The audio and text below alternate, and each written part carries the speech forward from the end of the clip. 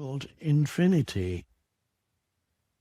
Infinity, and another lovely word that's one with it really, eternity. Infinity and eternity. They're really one. I think that Einstein would agree with that. Time and space, space-time continuum. And infinity and eternity are your own essence. Because what you discover within is the very foundation for the universe. That spaciousness is the space out of which everything came. Before the Big Bang, just timeless, eternal, eternity and infinity, no form. Scientists, they stop there. They sometimes try to figure out the Big Bang, but nobody tries to go before the Big Bang because you can't. There was no before because there was no time. Can't understand that. You go mad if you try to understand it. But you can know this experientially within yourself as inner space, just presence.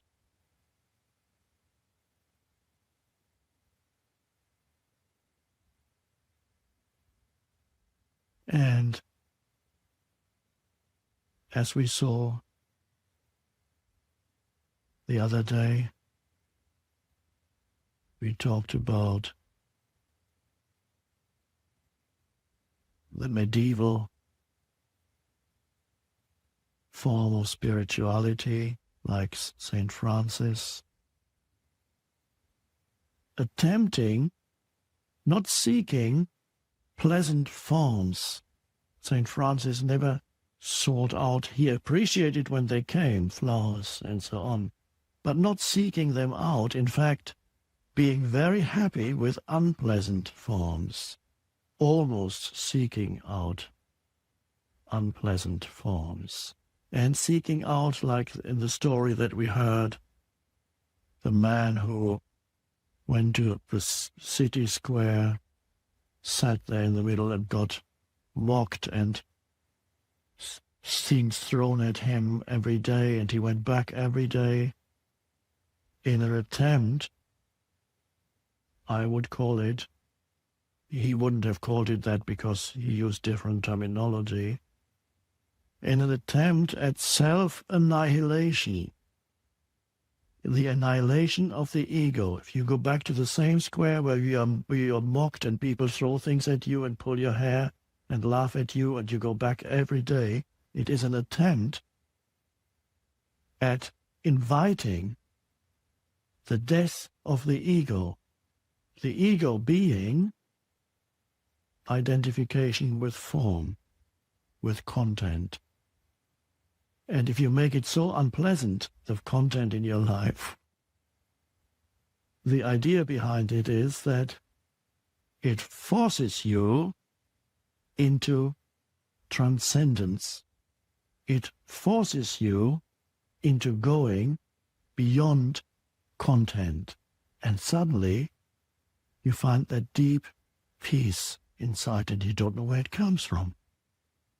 And externally, there's the unpleasant conditions, but you have disidentified from them. Thereby, the ego has died, and then whatever terminology used to explain what happens to you then depends on your culture, as this man might have said, the monk. I don't know what he would have said. I became one with God, or the sacredness, or infinity, eternal peace. And traditionally, one spiritual path in Christianity is closely related to that, and that is identification with the suffering of Jesus on the cross. So any suffering that you undergo in your mind, you undergo it together with you. You're repeating the archetype of the suffering of Jesus. And that is how the image of the man on the cross can lead, if you identify with it, there's no guarantee, it could mislead you too. There are lots of ways in which it can go wrong. It can lead to self-annihilation of the ego, and then to an awakening into the formless. And you're then, in whatever terminology you use, you're one with the one, you're one with God. You are self-realized, enlightened, whatever you want to use, or you're simply at peace. So that can work too. Most Christians have no idea these days that can be a spiritual path. But for them, they practice a more superficial form of Christianity, mostly fairly superficial. A few Christians may go deep, but many practice it. They don't see the depths in their own tradition, and because so many people don't see it anymore, Christianity is now at a dangerous point where it might, nothing is forever, everything evolves. So Christianity will either deepen or change or disappear. And even the Pope knows that. He pointed to the fact that it was a critical time for Christian religion. If you are a practicing Christian, this can still be a viable path to reaching that egoless state of oneness with whatever you want to call it. If you're a Buddhist, that can still be a viable path, or whatever it is. Or you may not follow any tradition, and this is for the first time, as far as I know, in the history of humanity, that spirituality arises without belonging to any one tradition, without rejecting any of the older traditions. So self-annihilation, basically, that's lies at the basis of St. Francis, also practiced by many yogis and sadhus in India, who practice extreme austerities and seek out unpleasantness. You don't have to do that. That's why you're here.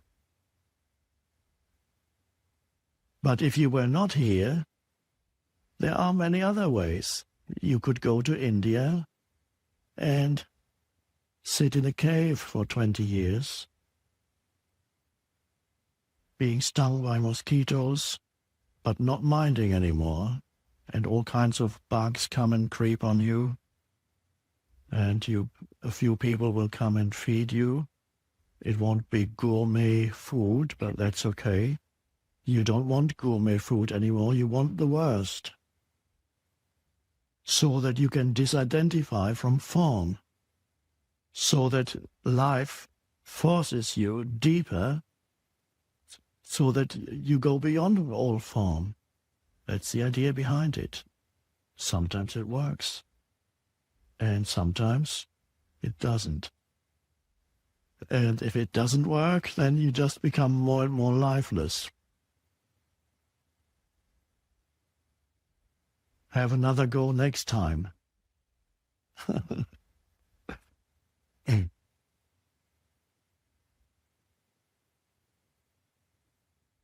But the most rapid way to self-annihilation and easier, more pleasant, but you need to be up to it. You need to, your consciousness needs to have reached a certain level where this becomes a viable path for you, and that is simply the cessation of compulsive thinking.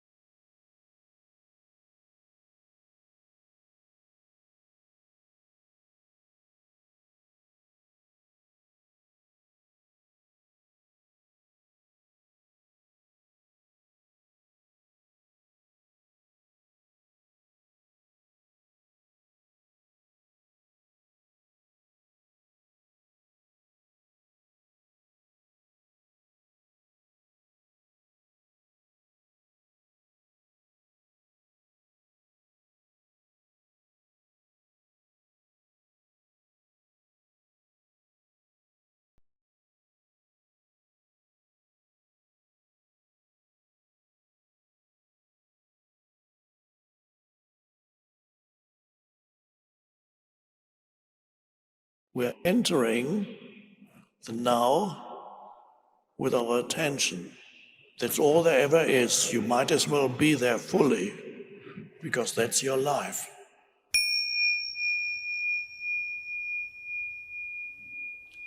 Don't fall into the trap that some spiritual seekers have fallen into, who are telling themselves, if I only had a life that's more undisturbed, that I could really practice being present and practice meditation, preferably in a lovely climate, so that I'm not disturbed by unfavorable weather.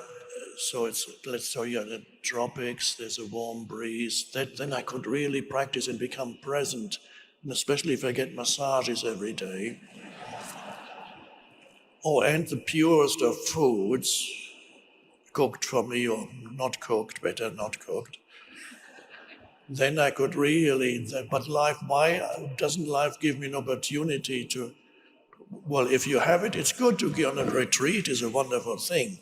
But to always look for some situation that's ideal for your spiritual practice, no. What works much better is to say, this moment is ideal for my spiritual practice. And my spiritual practice, whatever it is that I'm facing at this moment, what is the state of consciousness that I'm bringing to this moment, which ultimately is all that ever is. There is nothing else other than your experience of this moment. There never has been anything else. Isn't that weird? And there never will be anything else. People think the future is incredibly important, and of course, on a practical level, it has its place. You can't do without it. But on a deeper level, the future, of course, you might have noticed, you have never yet experienced the future, but you've thought about it a lot. For years, thinking about the future, but never arrived. You cannot arrive at the future because ultimately, on a deeper level, because these are it doesn't exist. Is that true? Let me think. Well, that's easy. If the future existed, you could have experienced it. When it comes, it's the present. The past, nothing happened. I said in the Power of Now, nothing ever happened in the past. It happened in the now. And when you remember the past, you remember it now. There is only now. Now, the Power of Now came out for the first time 20 years ago. How is that? Well, that was the now. Paradoxical. But in your time is something so weird. On one level, it's everywhere. It's all consuming. It ultimately eats you up. It burns you up. The fire of time burns you up. The body, if you haven't noticed it already, you will in a few years. One morning you look in the mirror and you say, what's this? Who's this?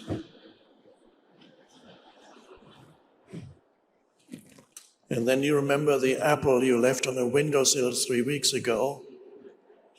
That's what happened to the apple in 3 weeks, happens to you in 30 years.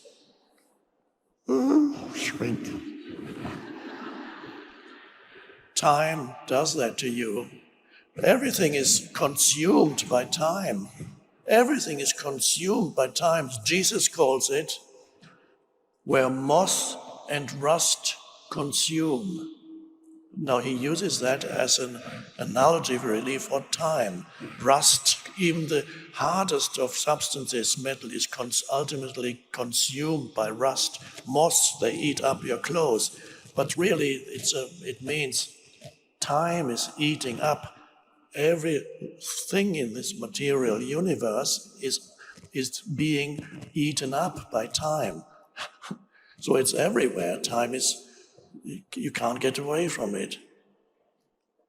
And yet, you have never experienced time. You can only experience this moment, but you can think about time. So future exists as a thought in your head. The past exists as a thought in your head.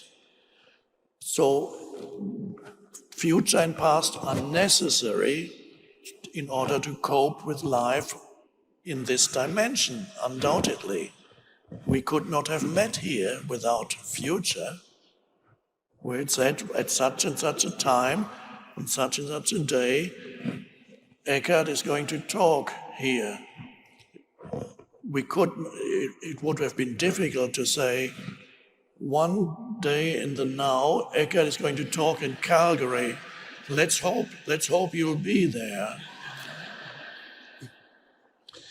So you need time on the practical level also, but losing yourself on that level is losing yourself on the level of the mind, the thinking mind. To be able to use time doesn't matter that you have to be used by time. And so the transcendent dimension of consciousness that I started with when I talked is encountered when you enter the now with your attention. And okay, the now means now. So as I'm speaking, we're entering the now with our attention. That's all there ever is. You might as well be there fully, because that's your life. So you might as well.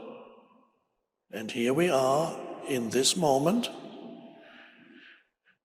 You are perceiving visually, you're perceiving there's auditory perception, visual perception, perhaps other senses involved. And you're perceiving the totality of this room. When this is the beginning of becoming more conscious of the present moment, is to come to your senses. In order to come to your senses, you have to take some attention away from this stream of thinking. A lot of that is useless anyway. You have to take some attention away from the stream of... You cannot be totally absorbed in your mind, as many people are throughout the day. They go through their day like sleepwalking.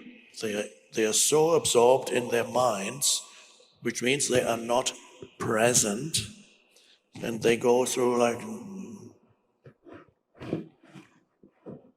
When you look at them, you can see they're not there.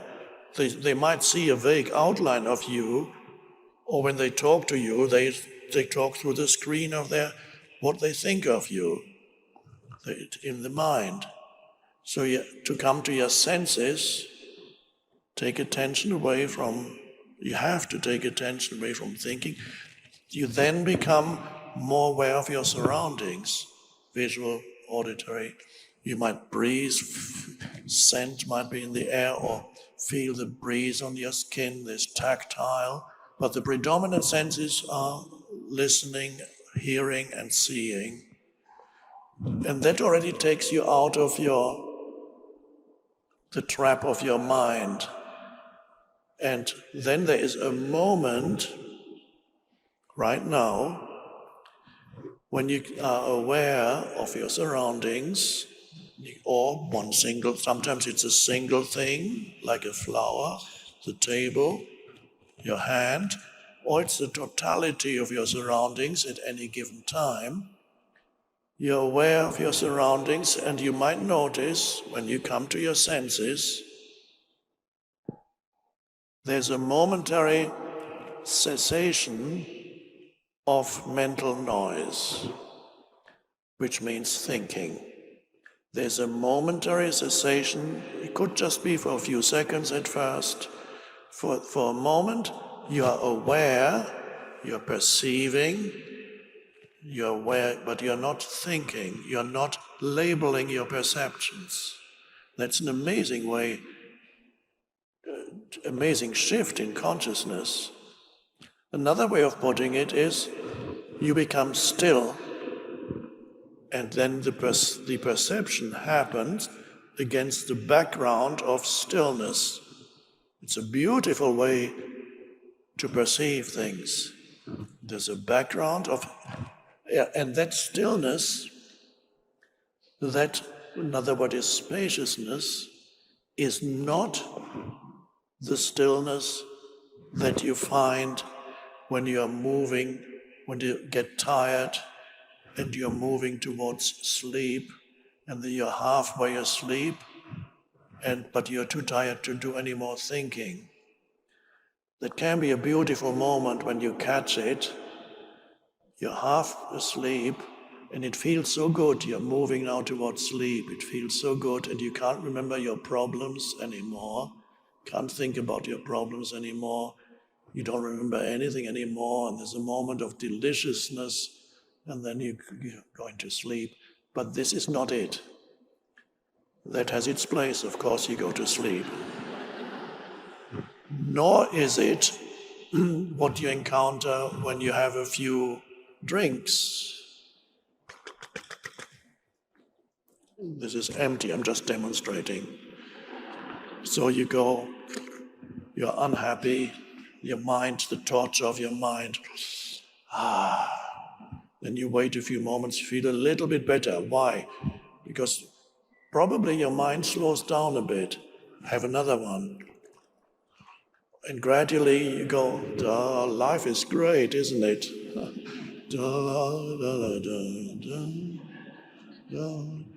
You're not thinking that much anymore. Isn't that great?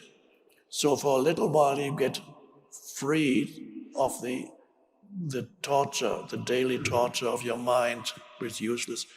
But then you're moving towards eventual collapse. That's another matter. We're not going that way here. Because that way, what I just described, going towards sleep, taking alcohol or some other substance, not that I don't totally condemn anything. I love a glass of wine or two occasionally, it's nice. No, but to desensitize yourself, you are falling below thought when you do that. And that's okay. When you're going to sleep, you fall below thought. When you take excess alcohol, you begin to fall below thought. But here, the practice of being able to come to your senses, to look around, to listen, to sense, to feel, perhaps to be aware of your breathing, perhaps to be aware of the aliveness in your body. It's every cell is alive, but your attention is never there because you live in the upper part of the building of your body. You live under the roof, no unaware of what's going on in the rest of the building. So your attention goes into, might feel the body at the same time. So it's all part of becoming present. You look around and there is a stillness arising that is not the stillness that is the stillness below thought. It is the stillness that is above thought. And that is spiritual awakening, to encounter in yourself right now, so that I'm not just talking about it, right now, encounter in yourself the possibility of accessing that dimension where for initially brief moments you are free of thinking but totally conscious. That's delicious. And at first it may not last for very long, but that doesn't matter. And you may find that even without practicing it consciously as a spiritual practice, you may find that it can also happen spontaneously in your life. For example, during certain activities that require your total presence, because these activities have a certain element of danger to them, such as climbing up a rock wall or race driving, racing car, or surfing, probably skiing downhill. All these kinds of things require your complete presence. So they stop the mind, and you're totally there, and you go.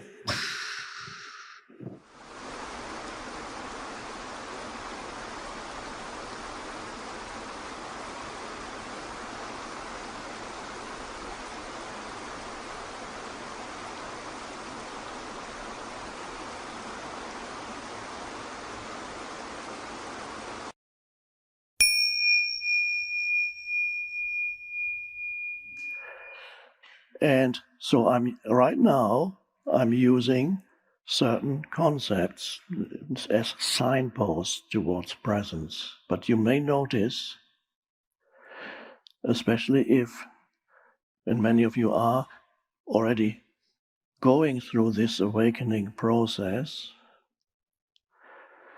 you may notice in a way that you cannot explain, as I mention these words, there is a kind of recognition in you of what I'm talking about, but you would not be able to perhaps explain it. Because as I talk about presence as a state of consciousness, as I talk about it, there's not only the words which are signposts that are pointing towards it, there's also underlying the words and in between the words, there is already that state of presence. And this is then the hidden dimension of our gathering here. The hidden dimension of this gathering is deeper than words. And this is why sometimes I slow down a bit, it just happens, so that you don't attach excessive importance or give excessive attention to the words. They are helpful, but don't be like somebody who collects signposts and has a wonderful collection. Let's say the signposts say Rome or Mecca, and they point that way and say, oh, this is a beautiful signpost, I'm going to keep this and talk about it. Then after a while you confuse the signpost with the destination. So you don't become a collector of signposts, because then you become intellectually very knowledgeable, perhaps about spirituality, but you're like the proverbial person who writes a PhD about honey without ever having tasted honey. So there is a knowing, the possibility in you of accessing a knowing that is non-conceptual. And this is completely overlooked in our civilization, almost completely, because our civilization encourages the ability, even already in young children, to conceptualize and to analyze and to think. And the teacher asks a question, and the best students, according to the educational system, are those that immediately go, I know, that's it. And then you begin to mistake names for the deeper reality of things. It starts with something like when the child learns language and the child asks the parent, "What's that?" The child is looking at a big something, doesn't know yet what it is. "What's that?" And the dad or mum says, "That's an oak tree." "Oh, oak tree. Okay, thanks, Dad." And from then on, whenever the child looks at that kind of tree, he says, "Oh, that's an oak tree." And you confuse the naming with what it is. In many, many cases, when you think you know, it's only the illusion of knowledge because you've attached labels to things. And the moment the mind attaches a label to a thing, the mind says, "Oh, now I know. Dad, how do birds find their way when they migrate every year from here to South America? And how do they find their way back to their nesting grounds the following year? How is that possible? Dad, please tell me." And the dad says, "Oh, that's easy. It's instinct." "Oh, okay. You've attached a label, now you think you know how it works." "Oh, it's by instinct they find." Then the exam comes and they write, "By instinct, the birds find." "Oh, great, you get an A+.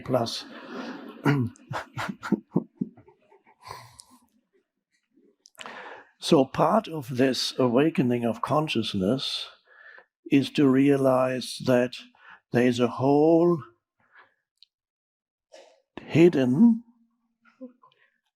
until now, or until recently, there is a whole dimension of consciousness in you that you had been unaware of, that you had always overlooked, a whole dimension that actually our whole civilization is continuously encouraging you to overlook.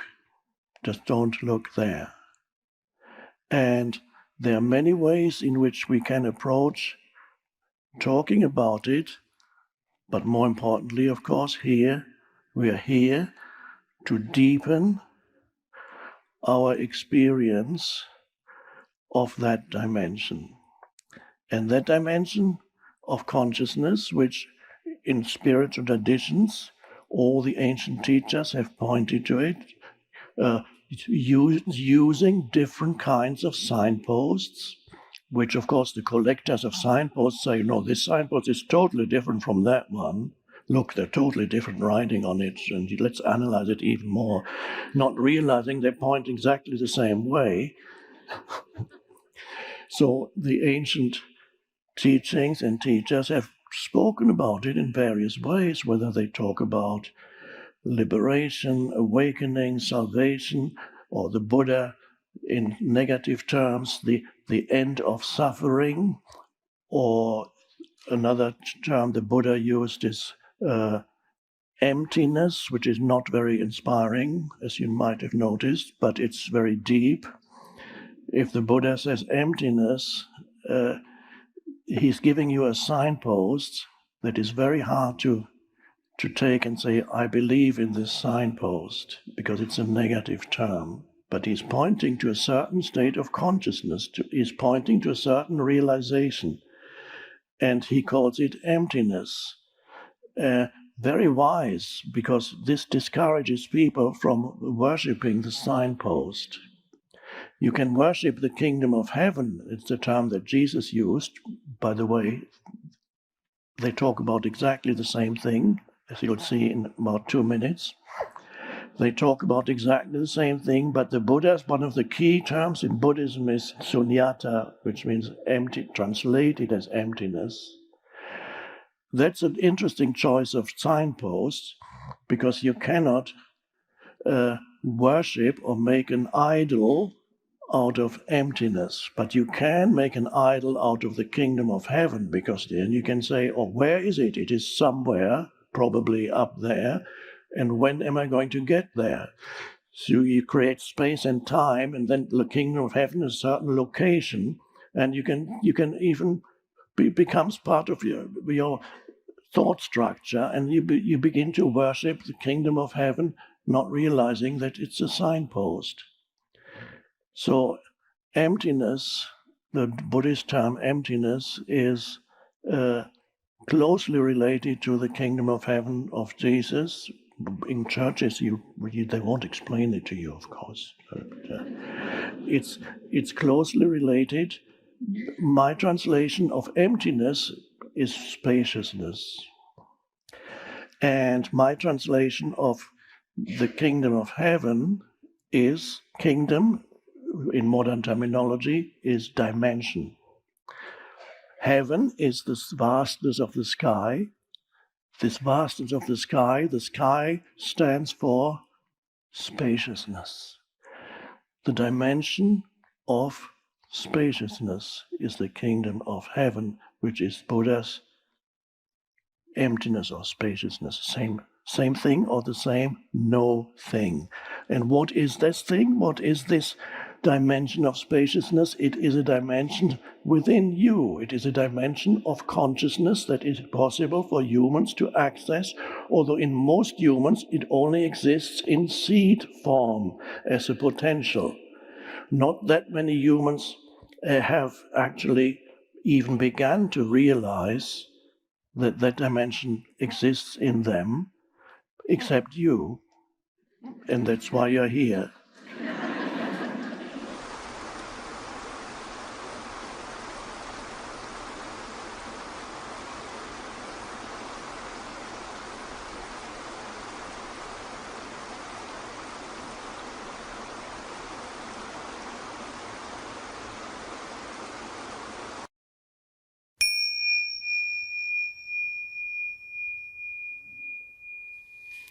This person asks, after many years of meditation and all the twists and turns of life, I'm now in the grip of intense fear and anxiety. It seems it was always there, only more intense now. Sitting with it, letting it be there, seems to make it grow.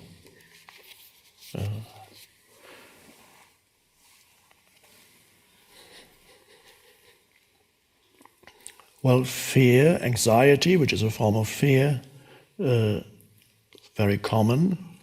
For some people have it, many have it in the background continuously. And I would say there's some degree of fear, even if you're not conscious of it. If you're totally identified with the egoic mind, you will have fear, if only in the background. And it may come out in other forms.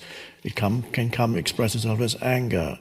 If you look at anger closely, you usually find hidden underneath the anger is a state of fear. So, if there's fear, one important thing is to, of course, you need to direct your attention to it. You acknowledge that there's fear. The important question that arises is,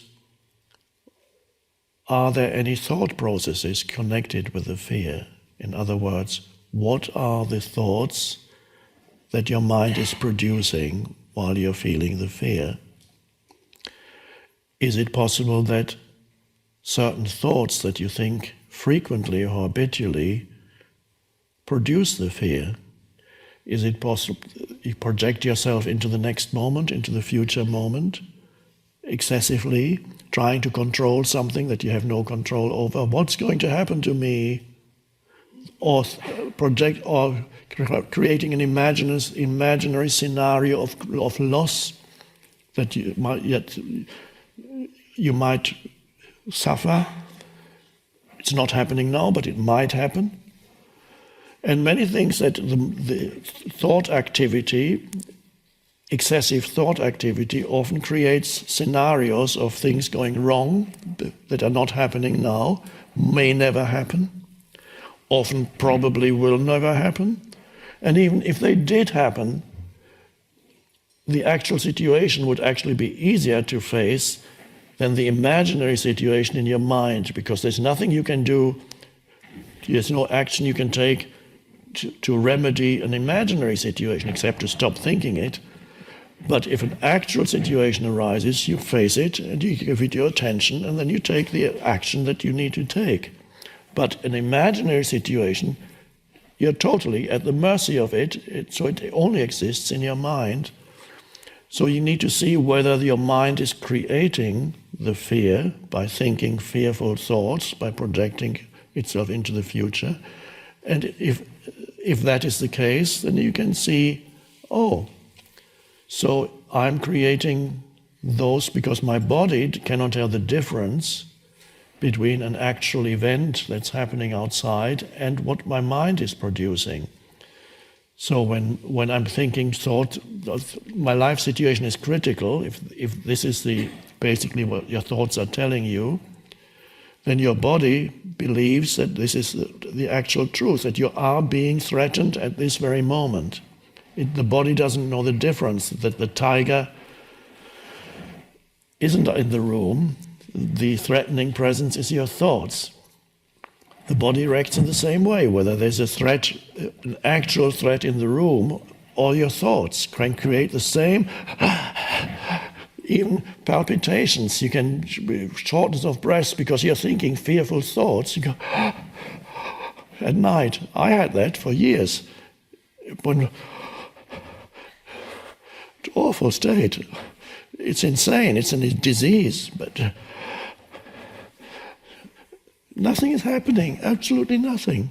There's a quiet room. Nothing. It's all happening in the mind. So if that's the case, see, okay, then you need to tackle the thoughts because they will cause the fear. And how do you tackle thoughts? It's by realizing the futility and the destructive nature of these thoughts and choosing to step out. And what do you do to step out? First, you don't believe your mind that tells you, no, you can't step out, you have to continue thinking. No, you step out and take a conscious breath, or put your attention into the inner energy field of the body. A conscious choice to remove attention from thinking. And you may have to be really alert to do it. If you are immersed in a mind stream, it could even be that it's so powerful that you just cannot get out. It has such gravitational pull, it pulls you, but at least you know that this is what's happening. So there's a state where you cannot help yourself yet, but at least there is the beginning of a disidentification from it when you know that this is what is happening. So there's a part of you that knows this is not totally real. This is the fears being produced by my mind. Or in those early stages, you may not yet be able to step out of it. It may be so strong that you're still totally in the grip of it, but at least you know that you're in the grip of it. The worst thing is to be in the grip of it and not even knowing it because you're so identified with it. It is absolutely real to you. So even to know that this is happening is already a step forward. And then perhaps after a while the energy exhausts itself a little bit of this, and then you can begin to say, okay, you will step out of those fearful thoughts because they are creating suffering.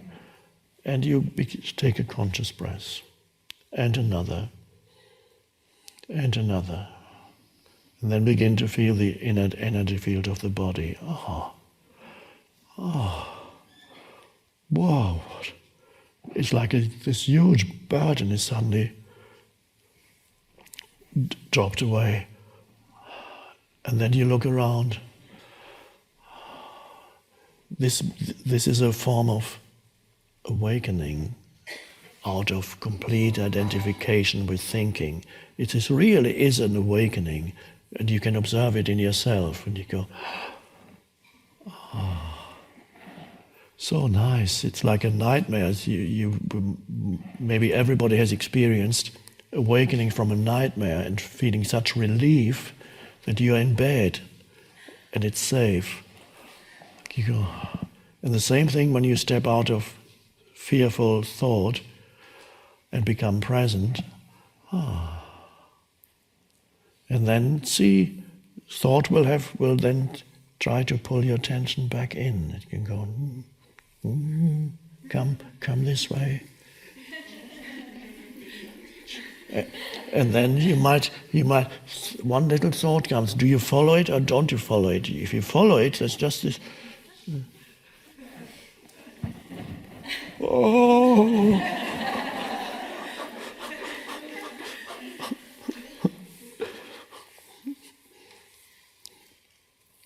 Now, it's also possible, some people, that the fear arises and you cannot detect any thought that created it. It just comes wherever you are at some moment. Suddenly, intense fear comes. That is possible too. And that, of course, is what I call pain body, which is accumulation of old emotions that lives in you. And there are many people for whom the pain body manifests predominantly as anxiety or fear, and it can come up suddenly. But usually then it flows into your mind also and produces fearful thoughts. So fear can be, you can, in some cases, if you still suffer from that affliction, some of you may be able to see how your thoughts are generating the fear habitually, or you may find that in you the fear arises spontaneously and then usually produces further fearful thought. And that is the pain body wanting to feed on further experience of the same. What makes up its life is the energetic frequency of fear, which is a particular, you can feel what fear feels like. It has we call that a frequency. It feels, sometimes the body actually expresses it through shaking. I'm doing this because I want to give you. I don't want frequency to be just a concept in your mind. I want to give you a taste of what frequency means. So.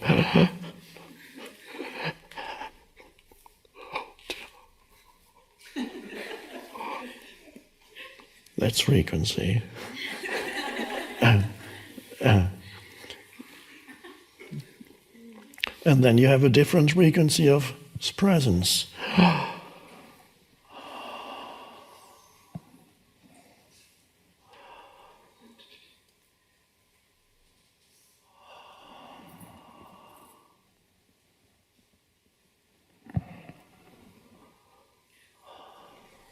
Nothing has changed outside. It's the same room. You're a totally different reality in the same place. A totally different world in the same place as you shift from one frequency to a different frequency.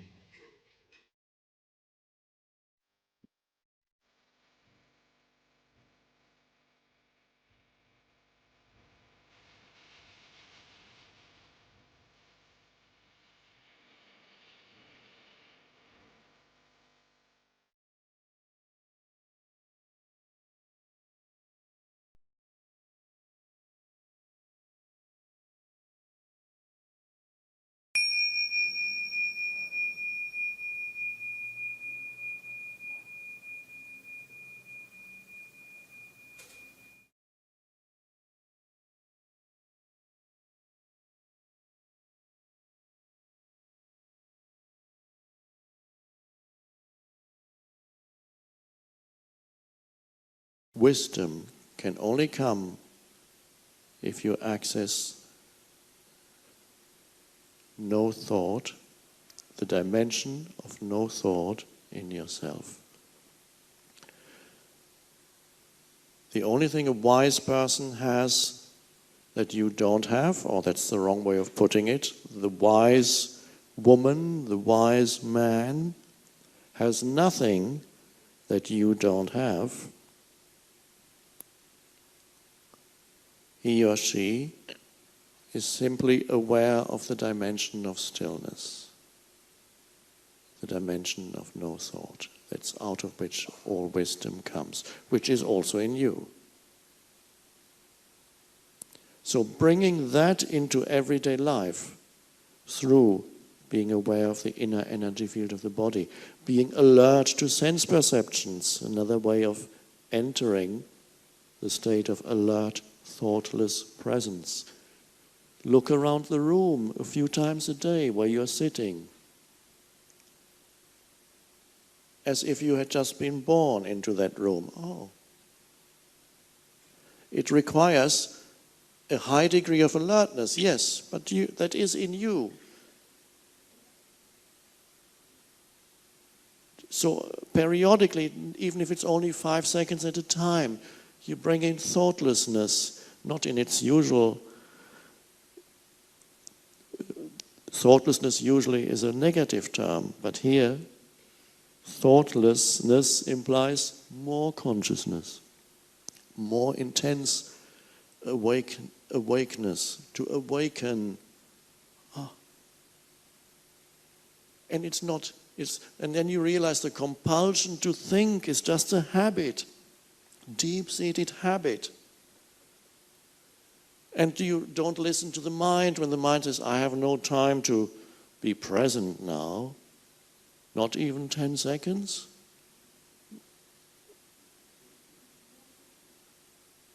Not true. You're waiting at the elevator, the lift, press the button. Are you projecting yourself mentally to where you want to get, or are you really there? Are you immersed in thought, or are you using that opportunity to simply be present with your entire being, standing there, not waiting for anything? Because most people spend maybe 70% of their lives waiting for something. There's always the next thing to do that hasn't quite been finished yet. There's always the next thing to happen that I'm just waiting for this. Why not use all waiting periods for being present? And then you step into the elevator and you press ground floor. And it's going down. And there is an aliveness in your entire energy field. And it's beautiful. That moment has a fullness to it that is more than the externals that you perceive, because after all, there's only 4 walls around you and a light above you and some buttons. So on the external level, this moment has nothing to fulfill me, but if you go deeper into that moment, which is into yourself, it's actually very fulfilling. But you have to step out of that which takes you out of the moment. Learning what it means to be present and alert. And then perhaps you arrive at the ground floor and you forget and you go about your business. And 10 minutes later, you're in your car at the traffic light, stopping, thinking, come on. And suddenly you remember, oh, the now, this is the now. And then again, you look at the red light, and the red has an intensity to it that's quite beautiful. That before, to notice that, you would have had to take acid. Because taking acid I'm not recommending this but for some people it can give them a first glimpse of what it means not to be burdened by continuous mental commentaries. But it doesn't really raise your consciousness. It simply amplifies sense perceptions. And the red of the traffic light, don't do it. The red of the traffic light becomes so intense, you can't think about it anymore. It just is overwhelming. Wow.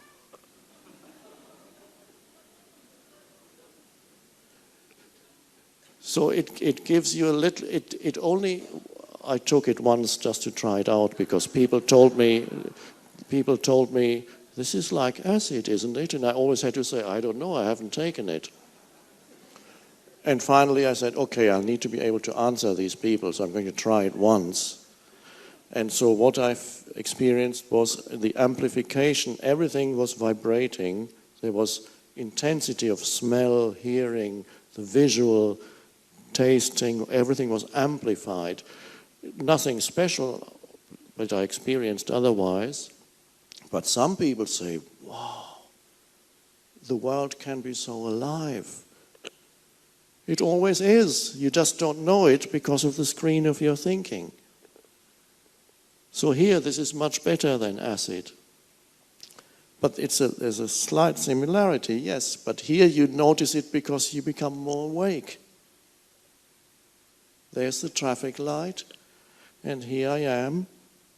And you feel the energy field in your body as you sit there, and you become aware of the movement of people, and you just look.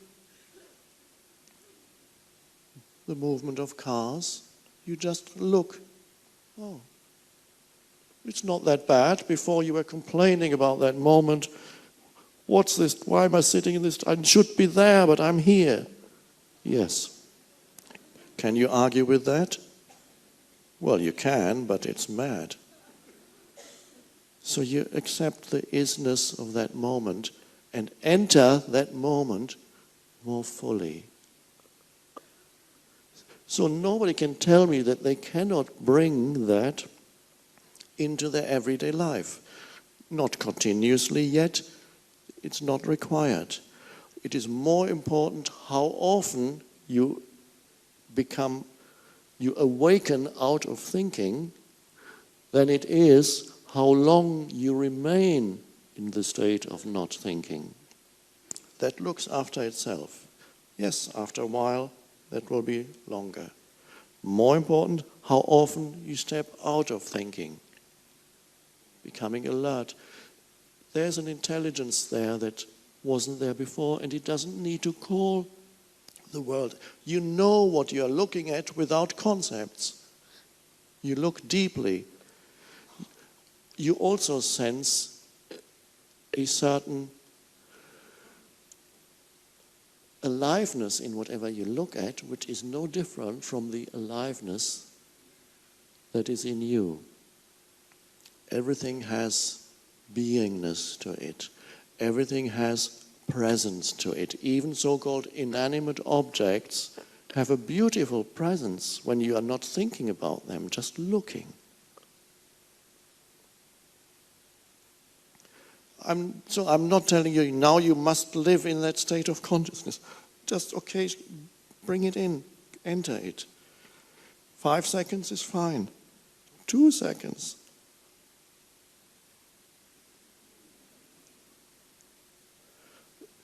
See the change in relationships as you are able to face another human being without the compulsive judgments and labels of the mind. And what you're experiencing here, realizing here, is the Tao, or consciousness in its pure form.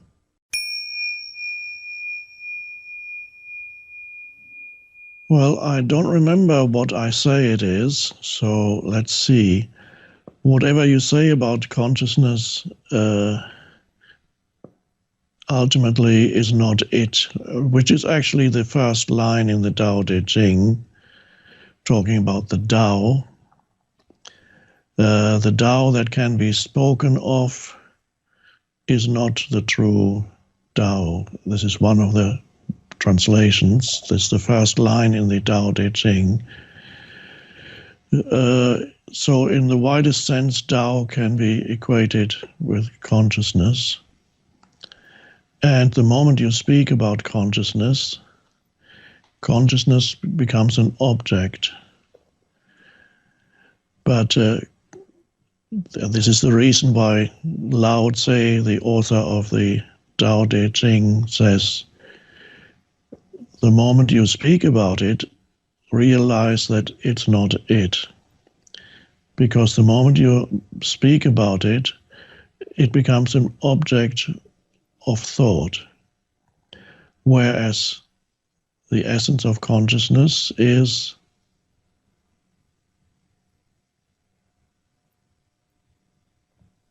that it is the eternal subject. So consciousness, you cannot understand what it is. You can only realize it as the essence of who you are.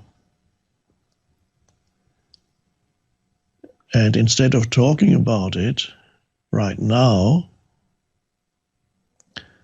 I suggest that you, I, right now, see if we can realize or even just get a glimpse of what is meant by consciousness. And you might notice that the words I'm speaking are slowing down a bit. And if you're listening attentively, then your attention will be such that you tune in completely to the words which arise out of thought and make them your own. So, as I speak, these words are perceived by you and they become thoughts in your mind. And if you're very attentive, then you don't add any other thoughts. So you can actually experience this moment of me speaking in the same way in which I experience this moment. I experience this moment as thoughts that become words arising spontaneously. But I'm slowing down, which means in addition to the thoughts and words arising, there are gaps in this discourse. There are gaps between words and sentences. There's lots of gaps. And if you're attentive enough, then you will also become aware of these gaps. So you're aware of the words, which are only pointers right now. The words that I'm speaking right now are only pointers that point your attention towards the gaps where there are no words and no thoughts.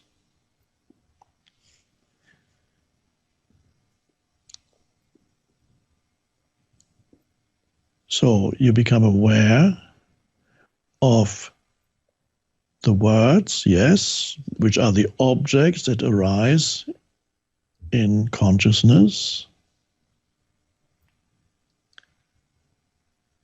And if you're attentive enough, you're also aware of the spaces, gaps, spaces between the words. And while you're aware of these gaps, you realize that you are not actually aware of any object. A gap or a space is not an object. It cannot be an object. When you talk about it, it becomes an object. But when you experience the gap, it is just a space. It's not an object.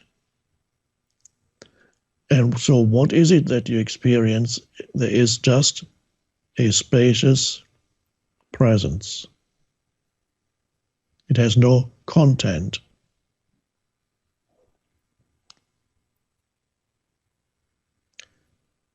And what you're experiencing here, realizing here, is the Tao, or consciousness in its pure form, its pure no form, before it becomes something, before it becomes a thought or words.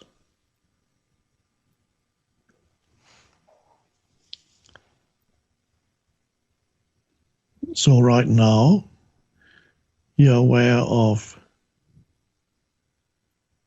sense perceptions, because you can still see me.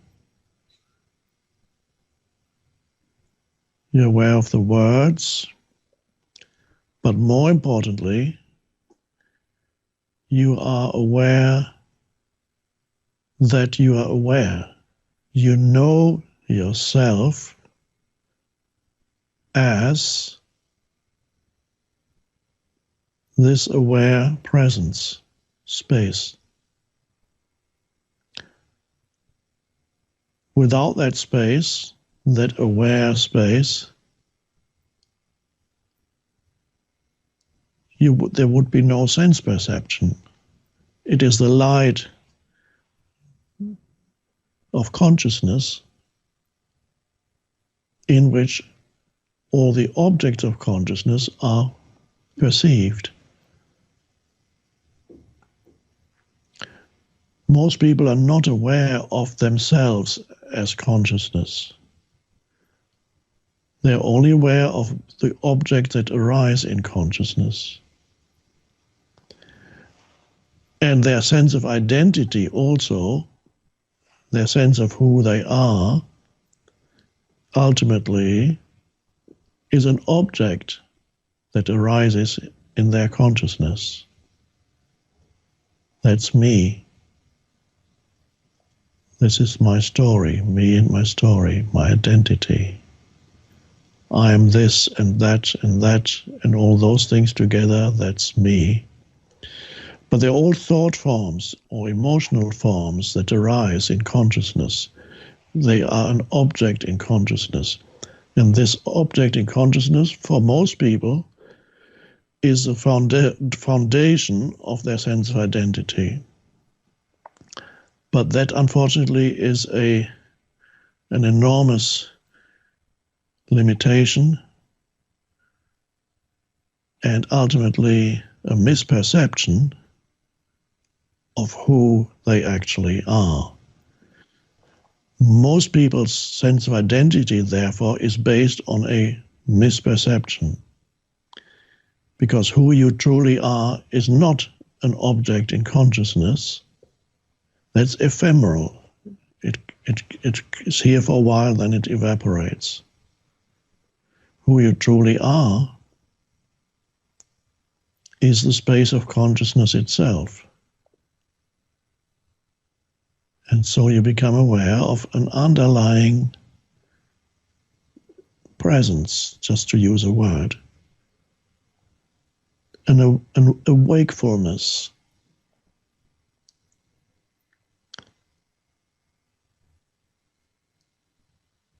A certain alertness, a stillness, but not a stillness that is asleep,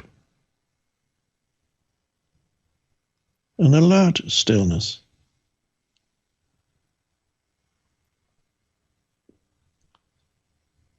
That's the realization of consciousness, of yourself as consciousness. That frees you from this misperception that you are an object that arises in consciousness, the egoic self. That has its place, of course.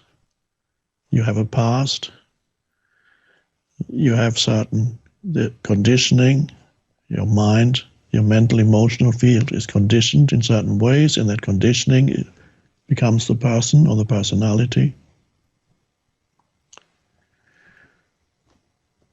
But there is a deeper dimension, a transcendent dimension to your identity. And if you realize that, that's an enormous liberation from this extremely limited and ultimately erroneous sense of self that is the person.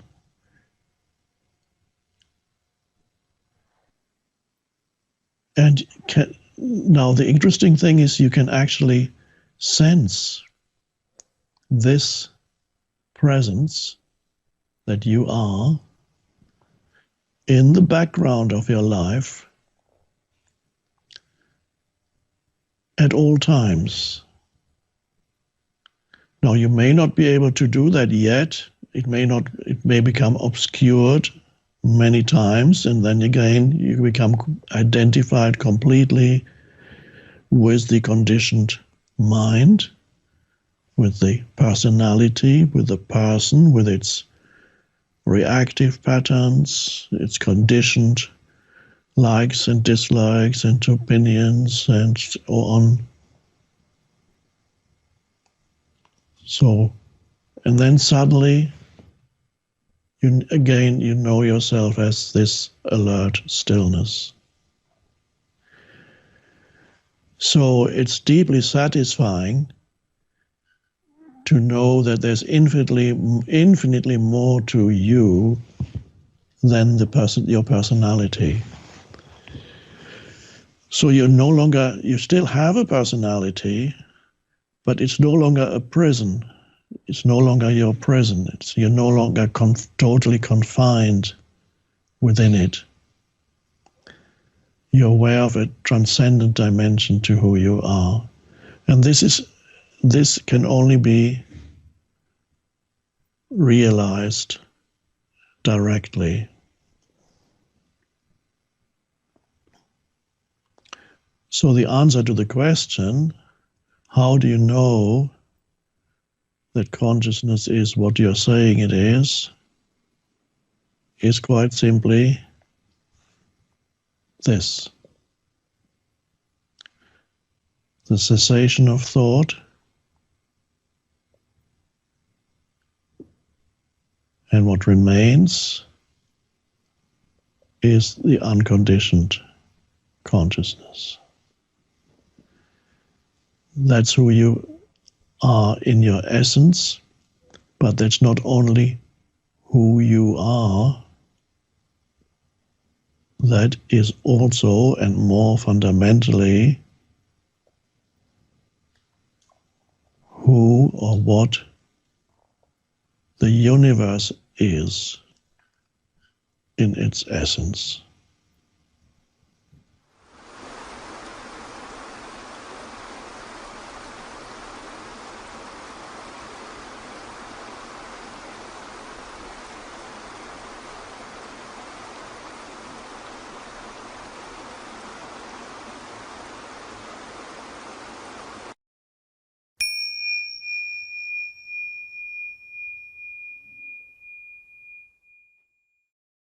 Every human acts, speaks in the way that corresponds to their state of consciousness at that moment.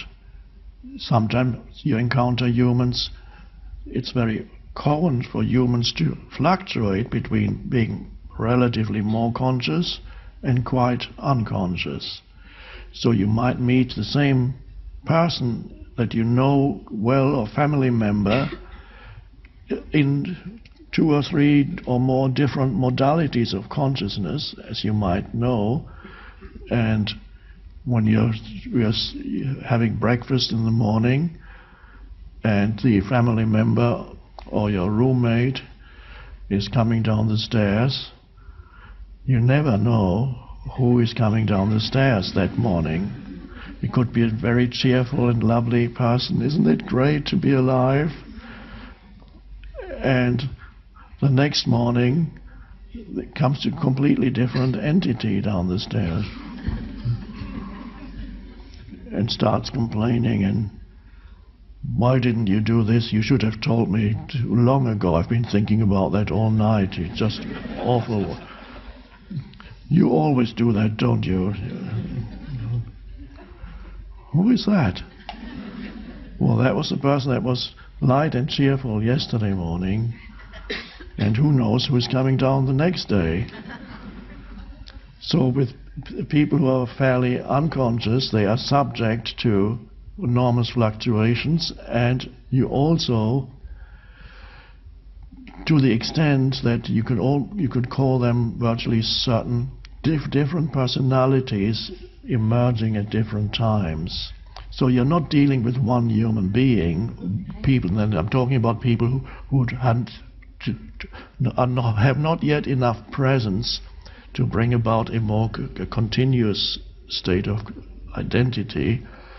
So you have all these people, and then you might talk to one person and he says, okay, I'm now very clear in my mind what I want, and I promise you those things that I did yesterday, 2 days ago, this will never happen again. I'm really become very clear now. It's all sorted out in my mind.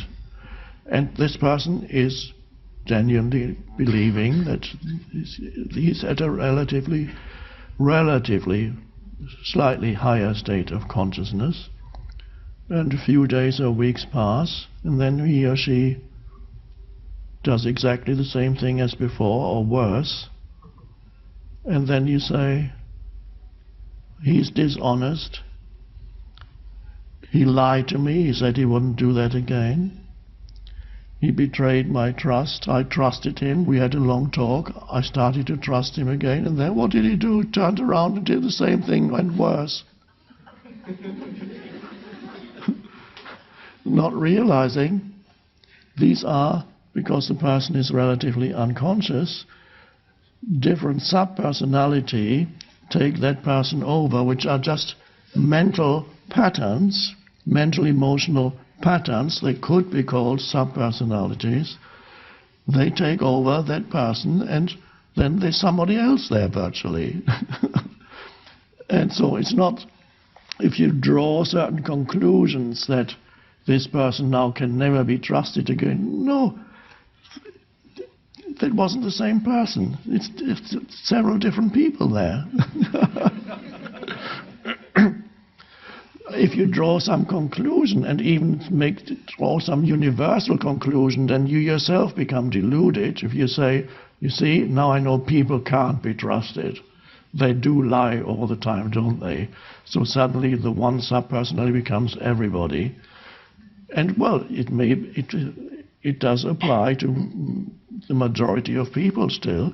You need to remember the majority of people are often completely possessed by mental, emotional forms of conditioning. And sometimes certain forms of conditioning arise very strongly and take over that person. And then that subsides. There's a little bit of, perhaps occasionally a little bit of awareness there before the next wave of conditioning comes and takes that person over. Once you see that, it's easier also to be with people because whatever behavior a person manifests towards you is the same as whatever the present moment presents. It cannot be otherwise. At this present moment, nobody can act beyond their state of consciousness at this moment. But you should be more conscious. More conscious? What are you talking about? You talk about consciousness, let me tell you what you did. Start arguing with an ego. You can never win.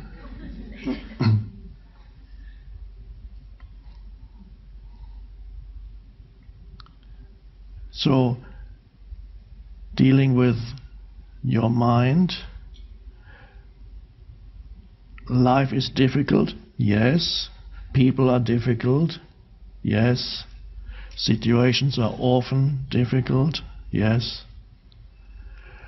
But they are much less difficult if your mind does not amplify the problems that you encounter and the people that you encounter in your life.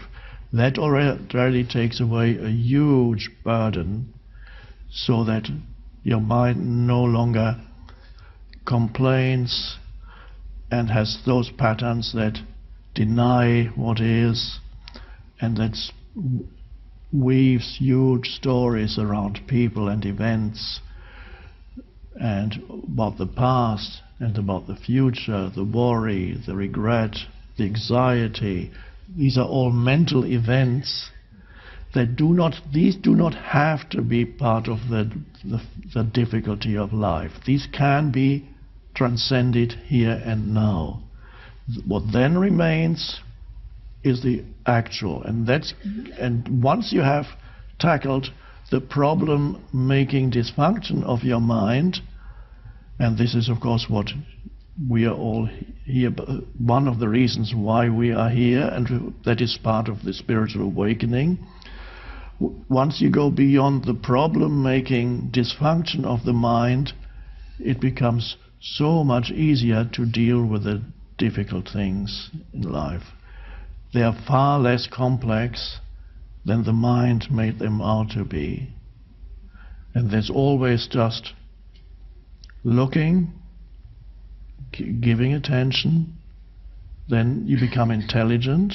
You only become really intelligent when you can suspend for a moment the thinking function. So you rise above thought, and then you become alert, and then you look. Okay. And then you'll know what to do. And if the doing succeeds, it's fine. If it doesn't, you look again.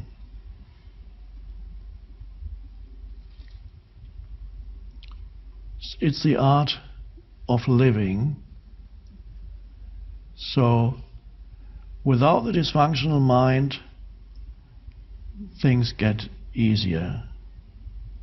The dysfunctional mind isn't there anymore when you accept the isness of the present moment.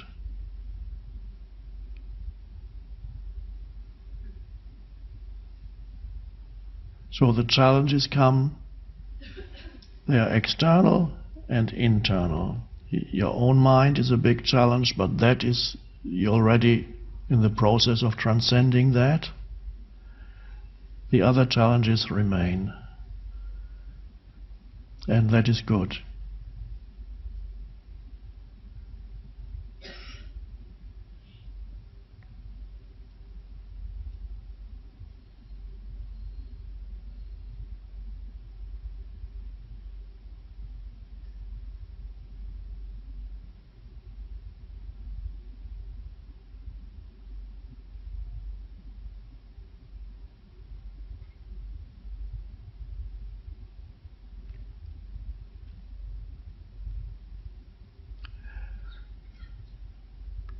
Do not wait, however, for difficult situations to push you into presence. It's good if that happens, but choose presence even when you're not being challenged, because that is vital. Otherwise the universal intelligence that underlies all phenomena will see that, this guy needs more problems, because otherwise he goes to sleep all the time. Let's give him a few more.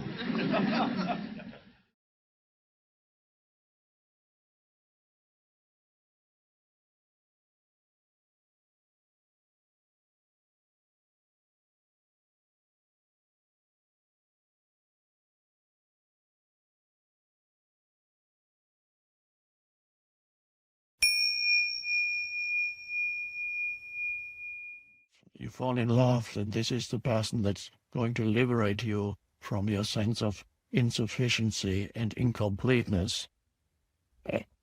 And this is the person that's going to make you happy now for the rest of your life. How wonderful that is. And then you get disappointed.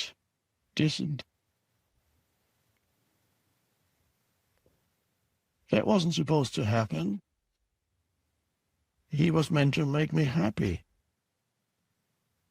And so this so-called love suddenly turns around into its opposite.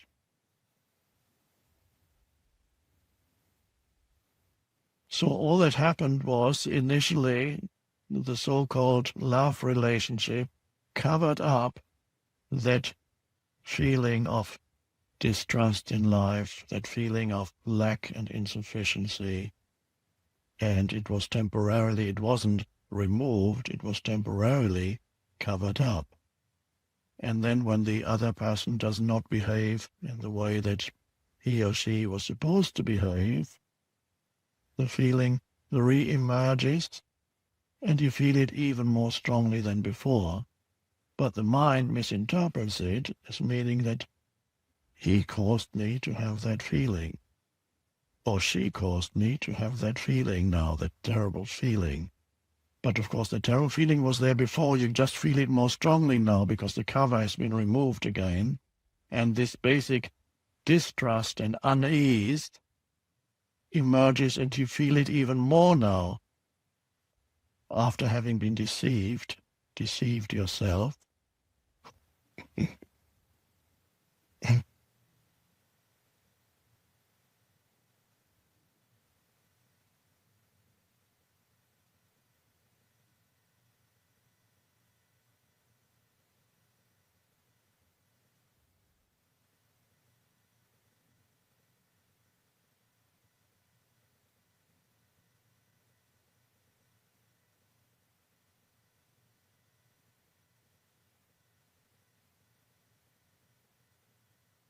So human relationships change fundamentally once you do not look to other humans as a source of finding completion for yourself, or somebody that you actually can place trust in. This is a very important point. And I even remember having looked at 2 or 3 questions on the pieces of paper that I'm still reading. And I even feel inclined to do something on the internet and spend a few hours answering some of these questions, but whether this is going to happen, of course, I don't know.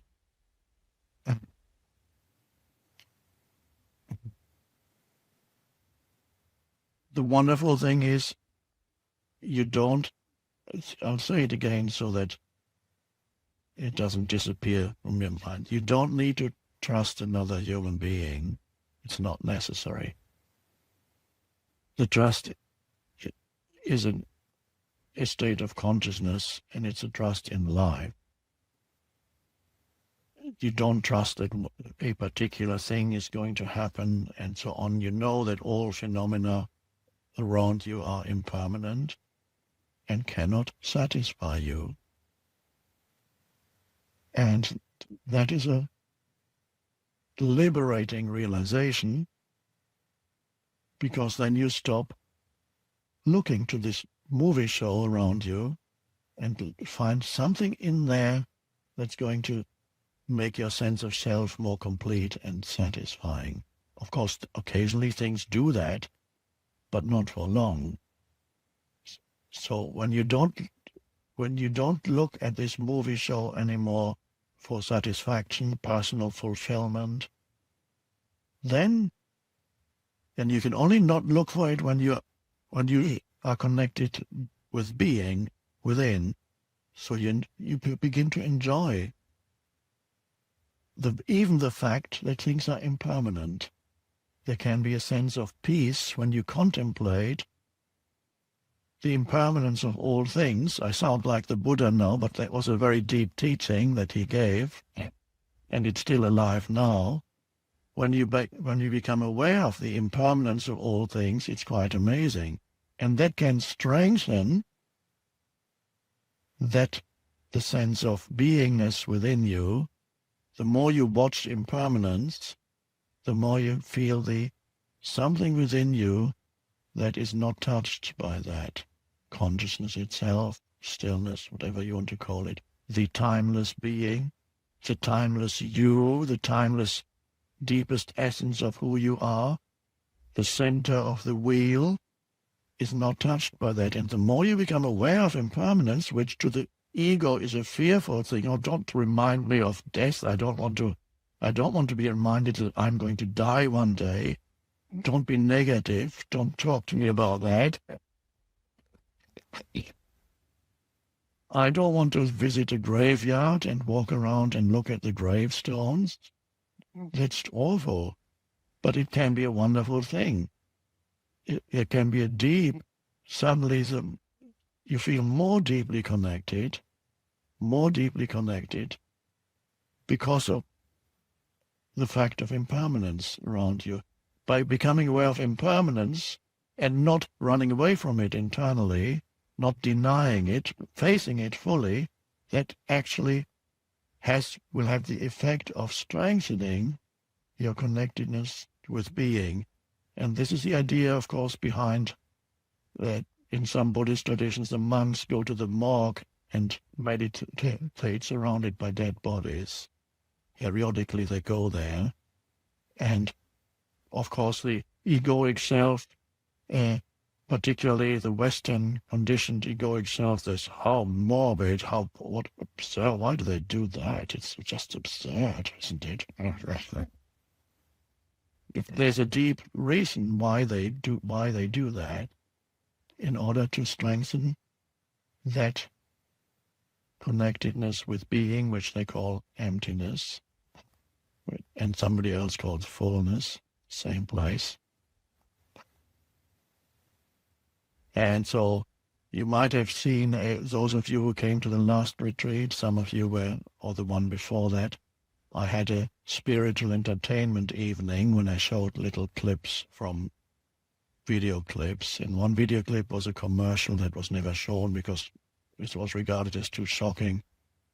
It's a 1-minute thing. It shows a woman giving birth in a hospital, and the baby comes out of her womb and shoots up into the sky, out of the window into the sky. And then the camera follows the baby's flight, goes up first, and as the baby flies up into the sky, the baby, it's a boy, begins to grow already. It grows, it becomes a young man, and then it grows, and then it reaches the highest point, and then the descent starts. Now the baby is no longer a baby, it's a middle-aged man, and gradually the speed increases, and all the time this man is kind of screaming. He goes,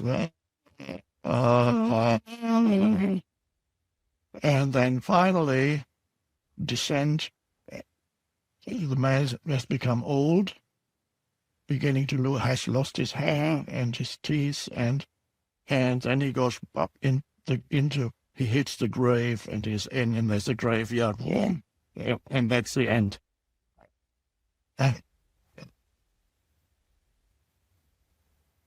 So that's basically the story of everybody's life.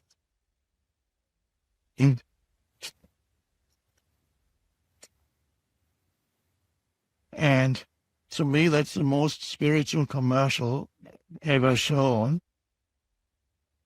And why is it spiritual? Because it shows you the impermanence and the short-lived nature of a human existence, the human part of it. And if you contemplate that, you go, wow. And if you don't run away from it internally, don't deny it, you suddenly feel a deeper sense of connectedness. For a long time, I didn't know what this commercial was actually for.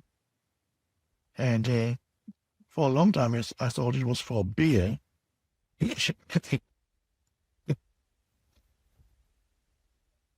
Because what it is for is only shown at the very end, because at the very end on the screen you read, life is short. And then it says, play more, and then there's an X. And I thought the X referred to a Mexican beer that has 3 X's, but it's not. It refers to something called Xbox, which is a video game. Apparently. And of course, what it should have said at the end, we did say life is short, but the next sentence should have been, don't waste it playing video games.